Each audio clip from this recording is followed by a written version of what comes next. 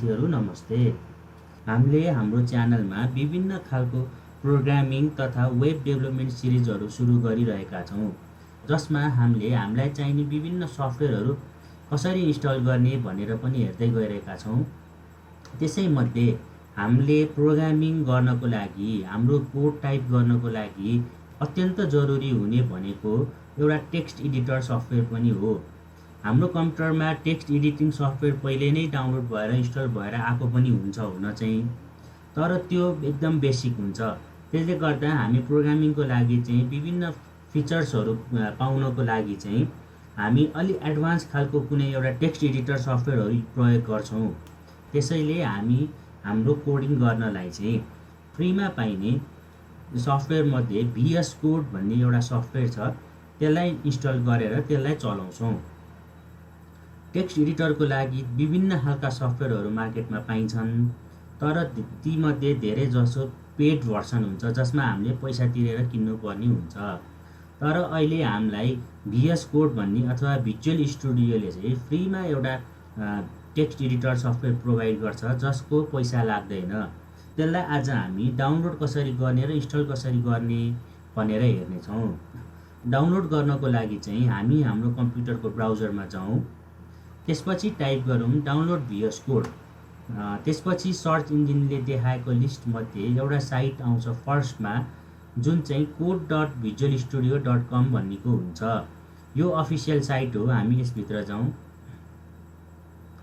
त्यसपछि यहाँ यो साइट खोलिसकेपछि देख्न सक्नुहुन्छ विभिन्न डाउनलोडको अप्सन्सहरू आउँछन्, जसमध्ये विन्डोजको लागि, उबुन्टुको लागि, म्याक ओएसको लागि, यस्तै विभिन्न खालको अपरेटिङ सिस्टमको लागि दिएका छन्।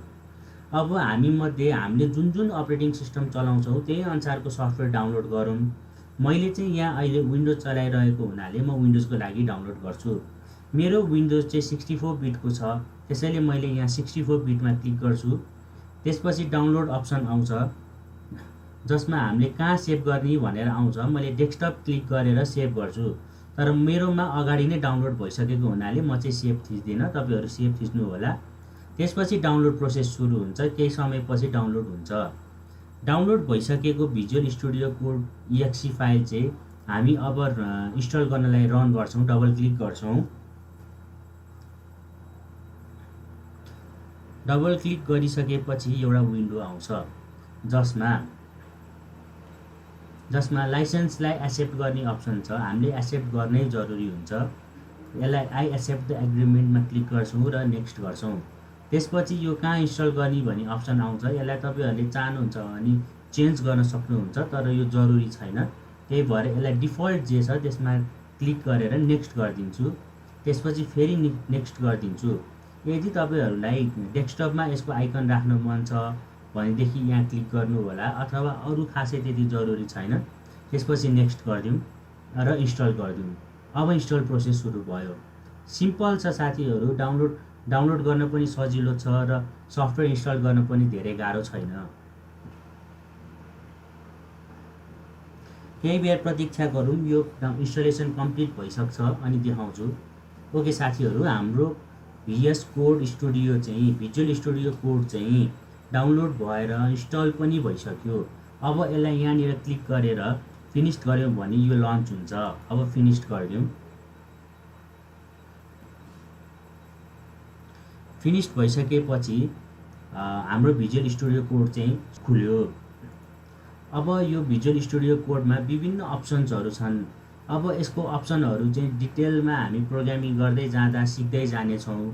अब अहिलेलाई सुरुमा मेन अप्सन भनेको हामीलाई चाहिने भनेको चाहिँ अब कुनै पनि नयाँ प्रोजेक्ट सुरु गर्नलाई अथवा प्रोग्राम टाइप गर्नको लागि चाहिँ न्यू फाइल गरेर हामी यहाँ सुरु गर्छौँ र त्यसपछि हामीलाई चाहिए अनुसारको टाइप गर्छौँ। यो प्रोग्रामिङ सुरु भएपछि हामी यो कसरी के गर्ने भनेर हामी सिकाउँदै जानेछौँ। अब सुरुमा नर्मल टेक्स्ट एडिटरको रूपमा यसलाई चलाउनलाई त हामीले इन्स्टल गऱ्यौँ, अब टाइप गर्न सक्छौँ। तर यो एडभान्स हामीले इन्स्टल किन गऱ्यौँ भने यो धेरै एडभान्स छ। यसले धेरै टाइपको प्रोग्रामिङहरूलाई सपोर्ट गर्छ, जस्तै यहाँ देखिरहनु भएको छ JavaScript, Python, PHP, azure, duck र धेरै खालको प्रोग्रामिङहरू यसले सपोर्ट गर्छ। सपोर्ट गर्छ भन्नाले टाइप गर्दाखेरि यसले हामीलाई रेकमेन्डेसन दिने, इरर छ कि छैन भनेर चेक गर्ने, यस्ता फिचर्सहरू चाहिँ यसमा हुन्छन्। विभिन्न प्रोग्राम ल्याङ्ग्वेजहरू यसले सपोर्ट गर्ने हुनाले हामी त्यसलाई डाउनलोड गर्न सक्छौँ र इन्स्टल गर्न सक्छौँ। जस्तै हामीले गर्ने प्रोजेक्टहरूमा हामी जाभा स्क्रिप्ट गर्छौँ। यहाँनिर install additional support for JavaScript भनेर आएको छ, यहाँ क्लिक गर्नु होला। त्यसपछि यहाँ तल एउटा विन्डो आयो जसमा the window will reload after installing additional support for JavaScript भन्यो। ओके थिचिदिउँ। त्यसपछि यसले जाभा स्क्रिप्ट चलाउनको लागि चाहिने विभिन्न सपोर्ट फाइल अथवा सपोर्ट गर्ने जे चाहिन्छ त्यसले आफै इन्स्टल गर्छ। त्यसपछि पाइथनको लागि छ, पिएचपीको लागि छ, धेरैवटा लगभग सबै चिजको लागि यसले सपोर्ट गर्छ। यसमा म अहिले एउटा पिएचपी पनि इन्स्टल गर्छु। पिएचपी पनि हामी धेरै चलाउँछौँ र मैले मोरमा क्लिक गरेँ। अब मोरमा क्लिक गरेपछि यहाँ हेर्नु होला, यहाँ थुप्रो एउटा लिस्ट आयो। जुन लिस्टबाट चाहिँ हामीले चुज गरेर हामीलाई चाहिए अनुसारको टुल्स इन्स्टलेसन गर्न सक्छौँ। अब जस्तै हामी मेन चलाउने एचटिएमएल पनि हुन्छ। एचटिएमएलमा HTML CSS support, HTML snippet भन्ने छ। यसमा एचटिएमएल स्निपेट भन्ने पनि डाउनलोड गरौँ। इन्टेलिजेन्स फर सिएसएस भन्ने पनि इन्स्टल गरिराखौँ। यो इन्स्टल गऱ्यो भने चाहिँ हामीले भोलि सिएसएसको कोडिङ गर्दाखेरि, टाइप गर्दाखेरि चाहिँ हामीले टाइप गर्दै पनि हामीले के टाइप गर्न लागिरहेछौँ भन्ने उसले सजेसन दिन्छ, जसले गर्दा हाम्रो टाइपिङ स्पिड फास्ट हुन्छ। हामीले टाइप गरिरहन जरुरी हुँदैन। उसले दिएको सजेसन अनुसार हामीले क्लिक गरेर चुज गर्छौँ र इन्टर थिचिदिन्छौँ, जसले गर्दा हामीले लामो टेक्स्टहरू टाइप गरिरहन जरुरी हुँदैन।